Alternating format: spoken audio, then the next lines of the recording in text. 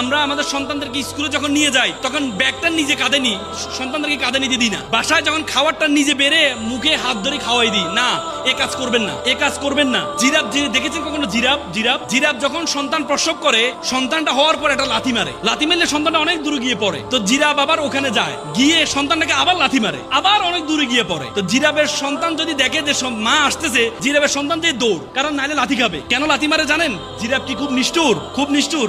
লাথিটা কেন মারে জানেন? জিরাফের মা জানে যে সন্তান, তার সন্তানের মাথায় শিং নেই, এ বনে তাকে বসবাস করতে হবে। সুতরাং এই বনে যদি তাকে বসবাস করতে হয় তাহলে তাকে সার্ভাইভ করতে হবে, আর সার্ভাইভ করার জন্য তাকে দৌড় জানতে হবে। এই জন্য তাকে লাথি মারে, দৌড়াও দৌড়াও দৌড়াও। আর এখন আমরা বর্তমানে সন্তানকে লাথি মারলে, সন্তানকে ধমক দিলে, একটু বকাঝকা করলে সন্তানটা মাইন্ড করে, এ মাটা কেন, এ বাবা কেন, আমার চাচি কত ভালো, আমার পাশের বাসার খালা কত ভালো, আমার মাটা কেমন কেমন, বলি না? বলে না, শিক্ষকের যাতনা সহে না তো বালক, জীবনের বাস্তবতা এই তো শিক্ষক, এই তো মা।